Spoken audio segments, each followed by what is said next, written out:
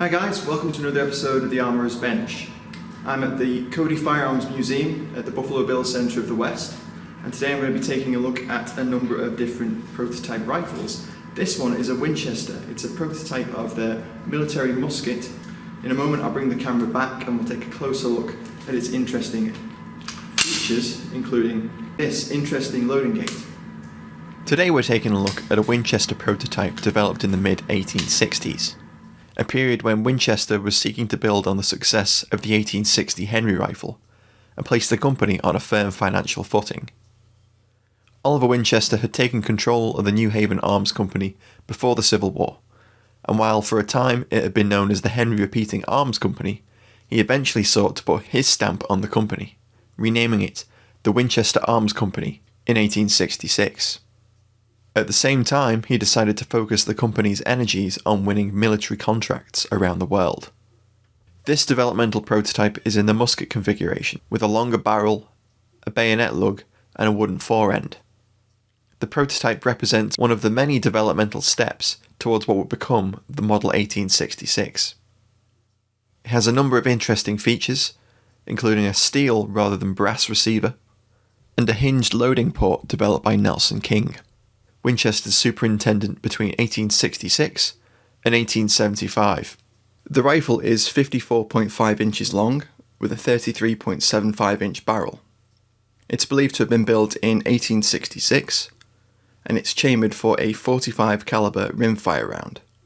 The rifle was built by Luke Wheellock, Winchester's model room mechanic and a designer in his own right, who would go on to develop his own rifle designs for Winchester. King patented the loading port in May 1866, and he described in detail how the port worked.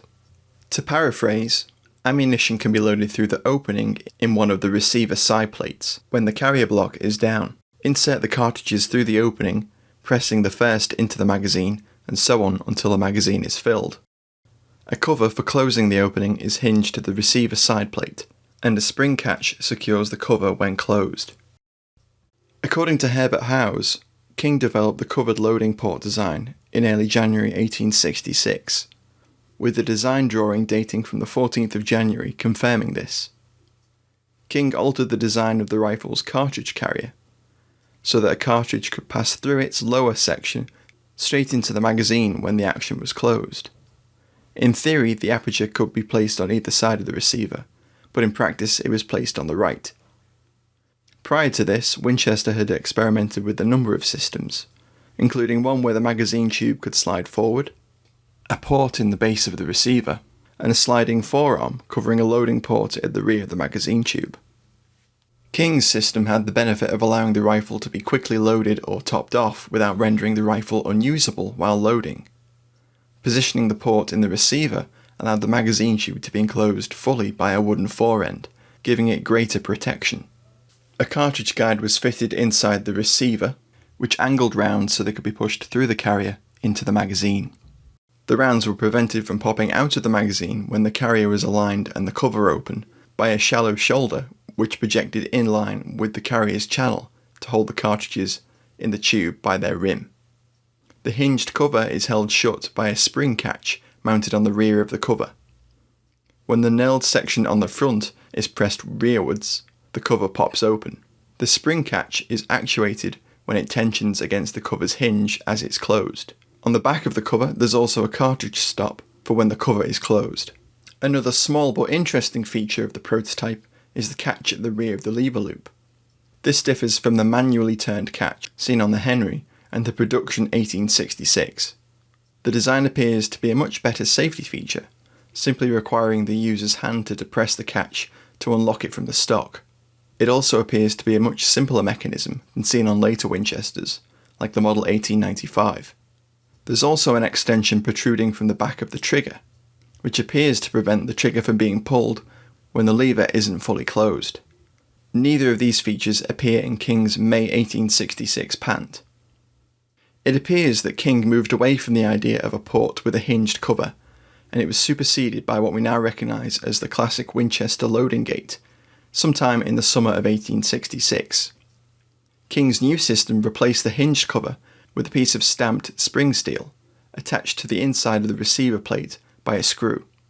The spring steel gate could be pushed in with the nose of a cartridge to allow rapid loading. The front face of the gate formed a cartridge guide, removing the need for a separate machined guide, used in King's earlier iteration of the system. King's revised loading port system required just 5 rather than 12 components. His altered cartridge carrier, receiver side plate, the spring metal loading gate plate, and retaining screws. This simple but elegant design continued to be used for decades on various models of rifle. The company was so pleased with the refinement of the rifle in general that, according to R.L. Wilson, King was awarded a payment of $5,000 by the company's board of directors. Winchester introduced the finalised rifle in 1866. The new rifle was offered in various barrel lengths and patterns, including carbine, rifle, and musket. Winchester found some success selling 1866 rifles to the militaries of France and the Ottoman Empire, while many other countries purchased rifles for testing, including Britain and Switzerland, who came close to adopting the Winchester. The rifles also found success on the civilian market, with around 4,500 sold in the first 5 months alone. The Scientific American described the new rifles as elegant in appearance, compact, strong, and of excellent workmanship. On examination, we find its working parts very simple and not apparently liable to derangement. King incrementally developed his loading system before radically simplifying it, and this prototype represents an important developmental step in the design of what would become the Model 1866, one of Winchester's most important rifles. Thanks for watching, guys. I hope you enjoyed this look at an interesting Winchester prototype. Big thanks to the Cody Firearms Museum for allowing us to come in and film some of their collection.